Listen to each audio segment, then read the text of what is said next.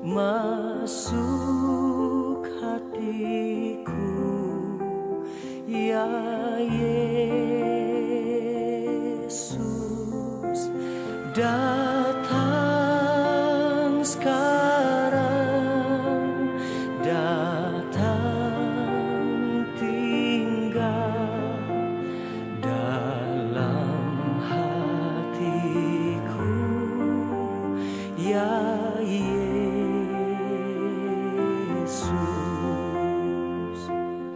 Salam, selamat pagi. Sebelum kita melakukan aktivitas kita, mari kita memohon berkat Tuhan. Kita berlutut di hadapannya untuk meminta kekuatan menjalani hari ini. Mari kita berdoa. Kami bersyukur kepadamu Tuhan yang sudah menghantarkan kami dalam istirahat kami satu malam lamanya.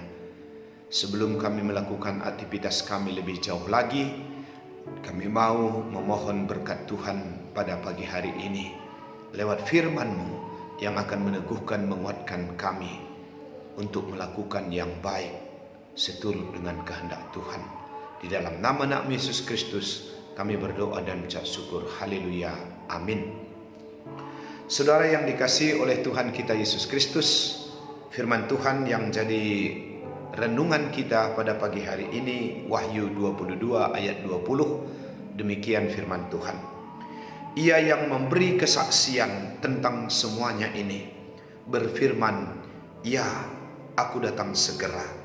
Amin, datanglah Tuhan Yesus." Saudara-saudara yang dikasihi oleh Tuhan kita Yesus Kristus, firman ini datang kepada Rasul Yohanes, yang mana pada saat itu ia sedang mengalami penderitaan, pergumulan.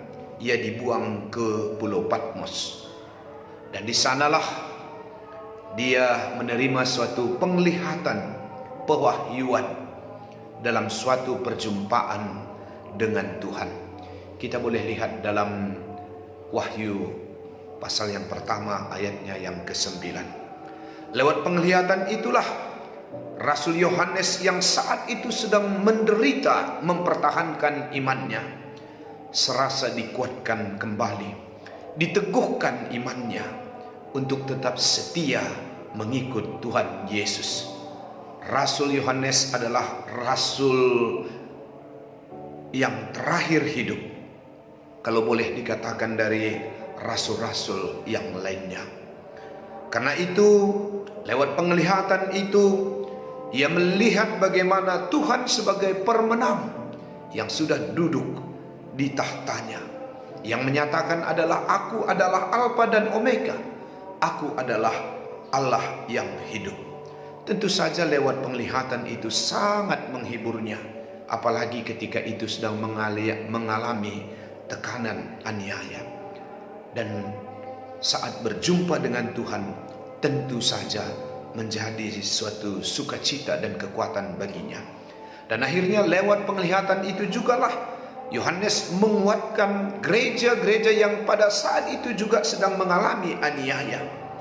Ia menguatkan iman jemaat untuk tetap setia dan tetap beriman teguh sampai kedatangannya yang kedua kali.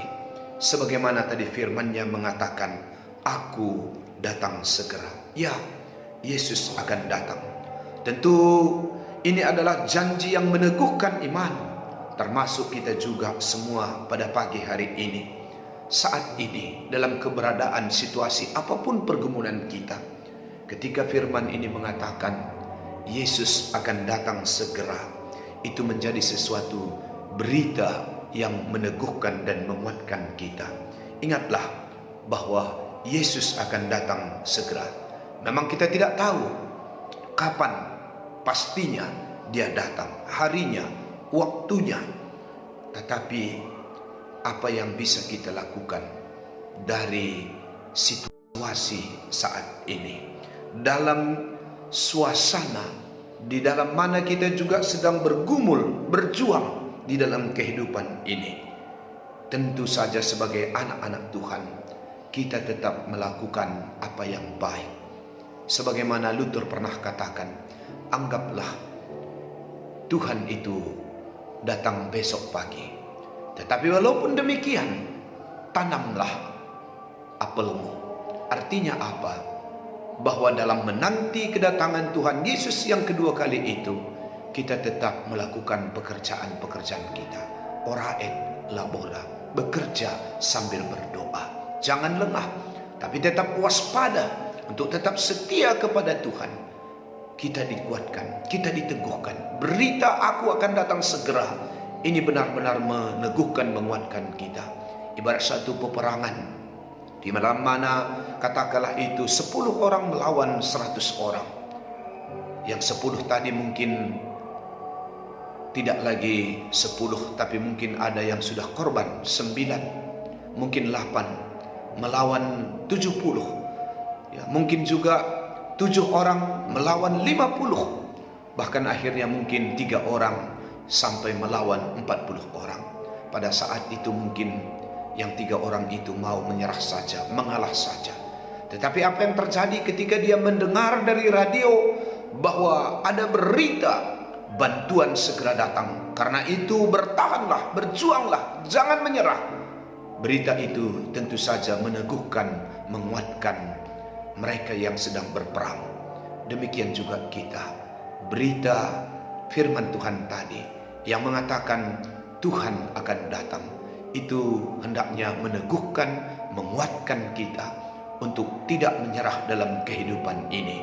Apapun masalah, apapun pergumulan kita, janji Tuhan, Dia akan datang segera. Dan tentu saja kedatangannya itu membawa sukacita bagi kita anak-anaknya. Karena itu jangan merah, jangan menyerah, jangan kita lengah, tapi waspada, tetap bekerja, berdoa, melakukan apa yang baik. Tuhan memberkati kita. Mari kita berdoa. Terima kasih Tuhan buat firman-Mu. Engkau akan datang kembali untuk membawa kami kembali ke tempat yang Tuhan sudah sediakan bagi kami. Tuhan, biarlah firman-Mu ini meneguhkan, menguatkan kami. Di saat kami di dunia ini penuh dengan pergumulan, penuh dengan perjuangan, banyak penderitaan, terutama di dalam kami juga, Bapa, untuk setia mempertahankan iman kami. Banyak sekali godaan-godaan yang kadang-kala mungkin membuat kami untuk menyerah, berserah, dan lengah. Tapi kami diingatkan bahwa Tuhan akan datang. Dan itu tentu saja menghibur, meneguhkan, menguatkan kami. Sebab berita itu akan membawa kemenangan bagi kami semua anak-anak-Mu. Berkati firman-Mu. Terima kasih Tuhan. Kami serahkan hidup kami sepanjang hari ini. Biarlah Bapa, tangan Tuhan yang menuntun, yang memelihara, dan memberkati kami, semua kami anak-anak-Mu yang mendengarkan firman-Mu ini. Berkati keluarga kami, berkati usaha dan pekerjaan kami. Apapun itu Bapa, melalui usaha pekerjaan kami itu, kami boleh terpelihara hidup kami. Kami kuat, kami sehat, dan tetap berpengharapan. Berkati jemaat-Mu GBKP Klender. Biarlah Tuhan memeliharakan mereka. Tuhan memberkati mereka, jemaat-jemaat-Mu semua yang ada di sana, gereja Tuhan. Terlebih beberapa waktu yang lalu, dalam mana sedang mengumpulkan dana untuk pembangunan rumah pendeta. Berkati terus panitia, pada waktunya nanti semuanya terpenuhi, dan juga boleh rumah ini akan tersedia. Di dalam nama anak-Mu Yesus Kristus kami berdoa dan mengucap syukur. Haleluya, amin. Selamat pagi, menjuah-juah, membantah kerinah.